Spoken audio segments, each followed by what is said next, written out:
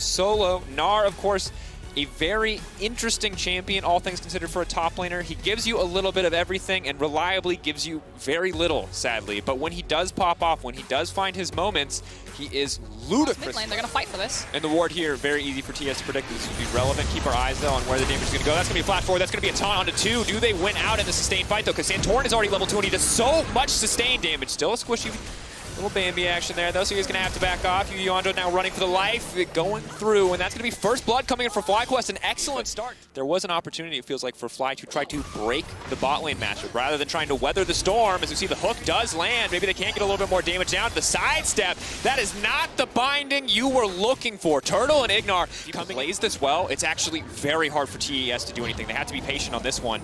TS thinking they have the level 5 advantage, but that's the Gnar back into the wall, right into the tower. Now Knight is tanking him, he's going to flash into safety. Solo making it out of this one. TES were not ready for that Gnar ultimate. Yeah, beautifully played there by Solo. Comes back with the Ninja Tabi as well, and even though they pull Knight. 2,500 gold, 7 minutes into the game. If you told me it was TES, I would have believed you without looking. You tell me it's FlyQuest, I want to know more, and right now the story is bottom lane competency and Solo holding on. Even his own back here as he now wants to return to the top side. This is a bit of a long con play. It's going to be a lot of wasted time if this does not go in the favor of top esports, but that's going to be the whiff, and definitely not the one that they were looking for. Now, Boomerang isn't going to be back up for Solo. He's not able to pick it. Throws out the 10 icon, says try again, but the Urgot ult. That's going to be it. Pull him back in. Oh, God, it's still just as gruesome, even if something could go wrong at any moment. That all it takes is a single play from TES to turn it on its head. But for now, FlyQuest in complete control, and they're looking to find the pick here on tonight. The taunt coming in, but he's just going to get shuffled right back. Easy use of the Emperor's Divide coming in from Power of Evil.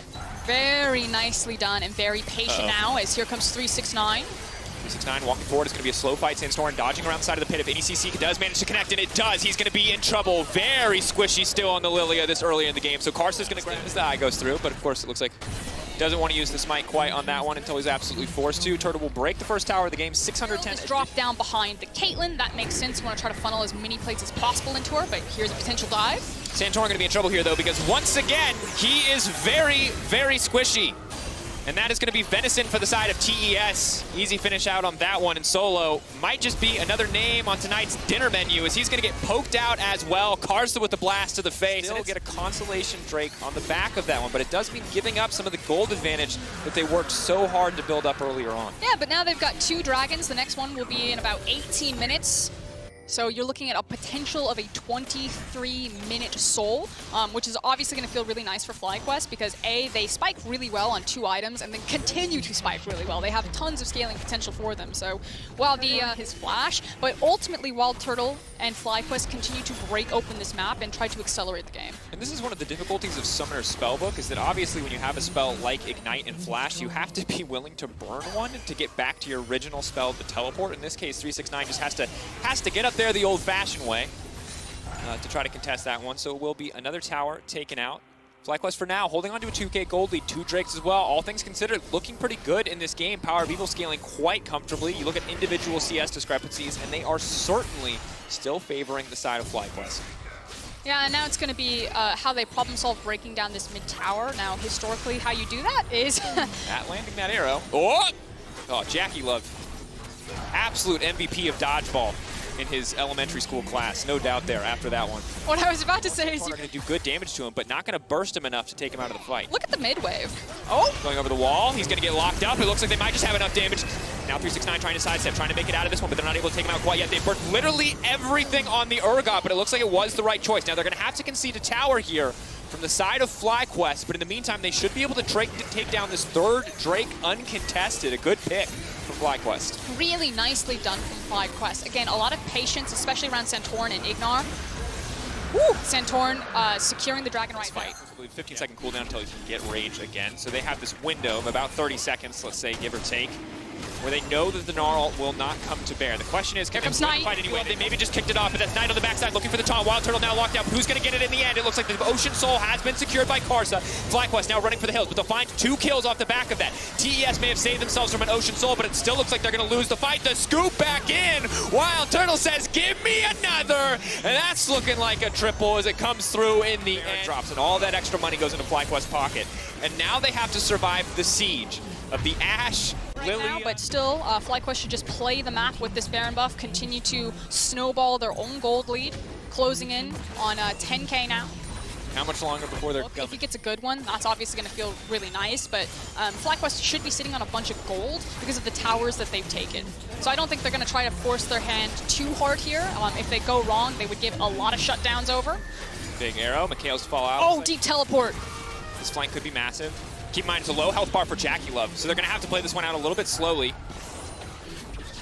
JackeyLove has reset his position. Knight has flanked. FlyQuest have spotted him out, and now... Right now. You might be knocked out, but you can go out looking good after a game like this against TES.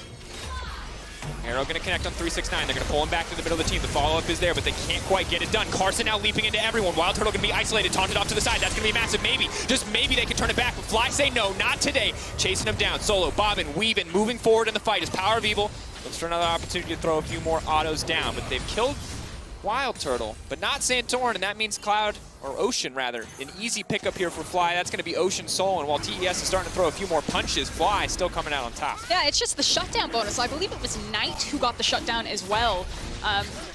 So on the Galio, I'm going to say not going to make that big of a difference here as we take another look at it. I was just going to talk about, you know, the strength that Ignar and Wild Turtle will have right now because 369 is so vulnerable. Now, as soon as 369 is caught, Knight immediately sprints into the backline, forces the flash out of Wild Turtle, so maybe they capitalize on that because he is much more... It should be the FlyQuest victory lap. 7K up. Absolute control. They're going to grab another Baron. Deluxe Hull. A sad attempt at a steal there, but we might as well try it. The cooldown's going to be low enough at this point in the game. Now it's 3 items for JackeyLove, so maybe, just maybe, TES, 3.5 rather, can try and find a fight, but pushing in on the top side is FlyQuest, and with 5 members strong, they look all but unstoppable here in this game versus TES. So what you're looking for is, again, Ignar is going to be fishing for a lot of these hooks, whereas where's the desperation going to come out of TES? Are they going to decide to sack 2 inhibitors before they mount their final stand? The rage bar is full, so engaging now would be quite dangerous. Still a good little bit of poke. Obviously, the frustration of sieging against a Caitlyn is you can do what you can to protect that. But oh, there goes Carson. We were waiting, and they found it. That's 1 hook, and that might be all it takes. Clearing out the waves, though. TES are still holding on. Not afraid because they lost a single member. Bot lane inhibitor is exposed. Solo can start to zoom down there as the next wave will crash in the top lane.